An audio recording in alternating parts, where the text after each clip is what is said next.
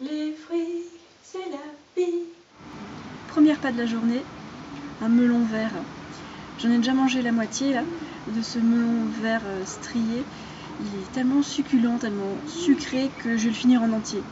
D'habitude je mange que la moitié, c'est ce qu'il y a de plus pratique. Bon, on peut aussi découper des tranches, c'est plus sympa quand on est plusieurs, mais quand on est tout seul et qu'on a faim...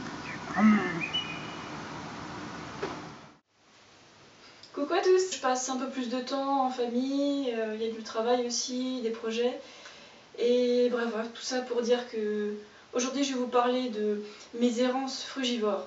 Et avant de commencer, parce que je sais qu'on va me poser la question, ces trucs-là, ça ressemblait à ça avant, pendant à peu près une douzaine d'heures.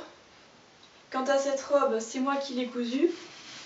C'est tout simplement une rondelle d'orange desséchée au déshydrateur. Avant de devenir frugivore, je suis passée par une période de transition. J'en ai déjà assez parlé. Cette période, c'est vrai que c'est vraiment la plus difficile. Et ensuite, on arrive dans une période de frugivorisme. Et il existe plusieurs théories, plusieurs façons de le pratiquer. Et j'ai testé certaines parts, on peut peut-être avoir une amélioration vu qu'on mange plus de cru. Mais la plupart des gens, apparemment, ils expérimentaient une sorte de palier. Ils commençaient à voir leur santé décliner. Donc heureusement, j'ai évité de tester ce crudivorisme gras. J'ai vu des gens qui mangeaient comme ça et puis ils me donnaient pas très envie en plus, donc raison de plus pour éviter ça. Il y a aussi une forme de crudivorisme, de crusine quasiment sans vie. Et j'ai constaté que ces gens qui pratiquent un crudivorisme gras, sans fruits, un crudivorisme de crusine, ils utilisent beaucoup de graines, de sel, d'huile, de tamari, de taille. Et ce crudivorisme-là ne me donne pas très envie parce que c'est pas de l'alimentation vivante. C'est peut-être cru parce que c'est pas jus. Les jus tous les jours, les jus en petite et en grande quantité surtout. Ça fait 2-3 ans que je me fais beaucoup de jus et j'ai freiné ça depuis Noël dernier, grosso modo. Dans un premier temps, c'est possible que les jus m'aient aidé. Il y a plusieurs facteurs, c'est impossible de les isoler. Et après cette petite période de découverte, je me suis fait tous les jours environ 1 litre de jus à la fois, ce qui est quand même beaucoup. Je m'y suis habituée progressivement et sur le long terme, qu'est-ce que ça a donné ? J'ai constaté avec le recul qu'après les jus, j'étais fatiguée. Et ensuite j'ai compris pourquoi les jus en grande quantité ça me fatiguait. Je ne buvais pas d'un trait mes jus de 1 litre, 1 litre et demi. Je les salivais, ensuite ils avaient un séjour rapide dans l'estomac. Mais c'est fatigant parce que ce que j'ai découvert, c'est que comme les nutriments, ça a été dur pour moi d'admettre que j'ai fait une erreur. Moi aussi, j'ai acheté un extracteur de jus alors que j'avais pas de sous. J'ai fait des jus pendant 2-3 ans et j'ai conseillé les extracteurs de jus aux gens.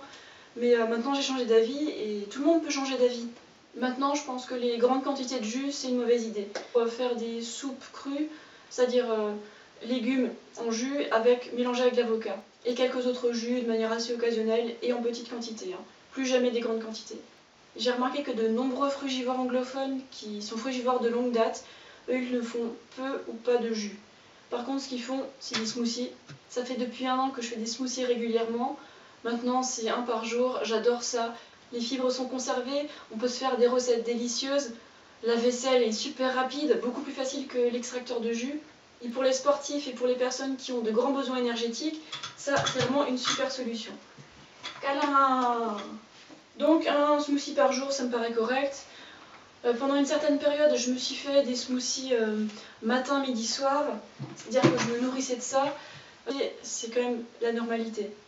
J'aime beaucoup me faire des mono-repas de fruits. Et les photos que vous voyez sur Instagram ou les photos d'arrangement d'assiettes de fruits qui qu'il y a dans mon assiette, je laisse picorer quand même, je suis pas méchante. Mais la plupart du temps, je fais pas trop de mélange. Donc fruits, matin, midi, soir, et puis une salade ou alors d'autres légumes verts. Au début, j'aimais pas trop les légumes, mais maintenant je prends des légumes de qualité et puis ils ont du goût, maintenant je les aime. Et pour l'eau, je vais y remettre une petite couche sur l'eau. Donc de l'eau au réveil, un demi-litre, ça me paraît pas mal. L'eau permet quand même d'éviter la majorité des maux de tête, de fatigue et de crampes aussi. Là, je me suis trouvé un bon équilibre alimentaire quotidien, beaucoup de fruits tous les jours, des légumes verts tous les jours, de l'eau surtout le matin. Je ne mange quasiment jamais de graines germées, de noix ou de graines, c'est assez rare. Les smoothies c'est tous les jours, 1 litre, 1,5 litre généralement.